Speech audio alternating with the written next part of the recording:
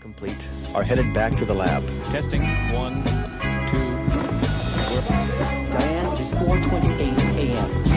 We should have something for us by now.